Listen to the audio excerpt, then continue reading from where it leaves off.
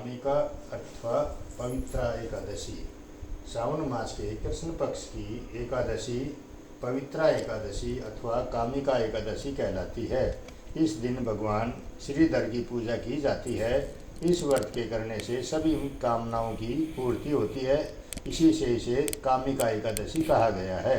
इसके करने से ब्रह्म हत्या तक का दोष निवारण हो जाता है। वास्तव में यह बहुत पवित्र और पुण्यदायी व्रत है जो हर प्रकार के पापों से मुक्ति दिलाने में समर्थ है। ओम नमो भगवते वासुदेवाय। धर्मराज युधिष्ठिर ने कहा, हे माधव, आषाढ़ शुक्लाय देवशयनी एकादशी तथा चातुर्मास व्रत महात्म्य मैंने भली प्रकार सुना और समझा। अब कृपया करके श्रावण मास के कृष्ण पक्ष की एकादशी के बारे में बतलाइए। श्री कृष्ण भगवान कहने लगे, हे युधिष्ठिर, इस एकादशी की कथा को एक समय ब्रह्मा जी ने नारद जी से कहा था, वही मैं तुमसे कहता हूँ। नारद जी ने ब्रह्मा जी से पूछा था कि हे पिता, मैं श्रावण मास के कृष्ण पक्ष की एकादशी का क्या नाम है, क्या विधि है और उसका महात्म्य क्या है, यह जानने की मेरी बड़ी इच्छा है, कृपया पूर्वक कुछ बतलाइए। भगवान श्री कृष्ण ने कहा, हे राजन, ब्रह्मा जी ने नारद जी को जो कुछ बतलाया वह मैं तुमको कहता हूँ। ब्रह्मा जी ने कहा था, हे देवर्षि नारद, लोक कल्याण की भावना से तुमने बहुत ही अच्छा प्रश्न किया है। अब मैं जो पावन कथा आपसे कहता हूँ उसे सचेत होकर सुनो। श्रावण मास के कृष्ण पक्ष की इस एकादशी का एक नाम कामिका और दूसरा पवित्रा है। इस एकादशी की कथा सुनने मात्र से वाजपेयी यज्ञ का फल मिलता है। इस दिन शंख चक्र गदा पद्मधारी भगवान विष्णु का पूजन होता है। उनके श्रीधर, हरि, विष्णु, माधव, मधुसूदन आदि अनेक नाम हैं। उनकी पूजा का फल सुनो।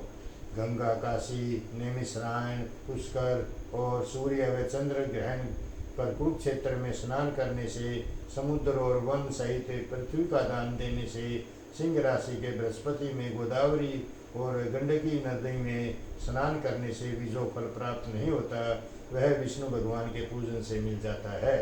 जो मनुष्य सावन में भगवान का पूजन करते हैं वे देवताओं, गंधर्वों और सूर्य आदि सभी की पूजा कर लेते हैं। हे नारद, भीष्म पापों के कीचड़ में फंसे हुए और संसार रूपी समुद्र में डूबे हुए मनुष्यों के लिए कामिका एकादशी का व्रत ही उद्धार करने वाला है। इससे बढ़कर पाप नाशक करने कोई उपाय नहीं है। स्वयं भगवान ने यही कहा है कि इस एकादशी के व्रत के प्रभाव से जीव बुरी योनियों को प्राप्त नहीं होता। इस एकादशी को भक्ति पूर्वक भगवान को तुलसी दल अर्पण करने वाले संसार में ऐसे रहते हैं जैसे जल में कमल। इस व्रत के प्रभाव से अंतिम समय में मनुष्य यमराज की यातना तथा नरक के दर्शन नहीं करता और सीधा स्वर्गलोक को जाता है। विष्णु भगवान रतन, मोती, मणि तथा आभूषण आदि से उतने प्रसन्न नहीं होते जितने तुलसी दल से। तुलसी दल अर्पण का फल 4 बार चांदी और स्वर्ण दान के बराबर है। ब्रह्मा जी ने आगे कहा, भगवान की अति प्रिय तुलसी को मैं भी सदैव नमस्कार करता हूँ।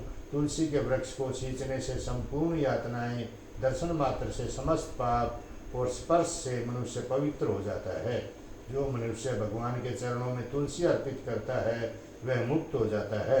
कामिका एकादशी की रात्रि को दीपदान तथा जागरण के महात्म्य का वर्णन चित्रगुप्त भी नहीं कर सकते।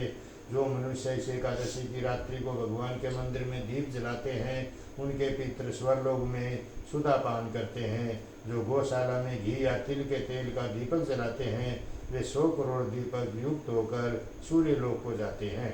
अंत में ब्रह्मा जी ने कहा, ब्रह्म हत्या तथा भ्रूण हत्या आदि पापों को नष्ट करने वाली इस कामिका एकादशी का व्रत मनुष्य को यत्न पूर्वक अवश्य करना चाहिए। व्रत करने पर भी सभी कामनाओं की पूर्ति होती ही है। इस कामिका एकादशी के महात्म्य को श्रद्धा पूर्वक पढ़ने या सुनने वाले के भी समस्त पाप नष्ट होकर उसे विष्णु लोक की प्राप्ति होती है। ओम नमो भगवते वासुदेवाय। ओम नमो नारायण।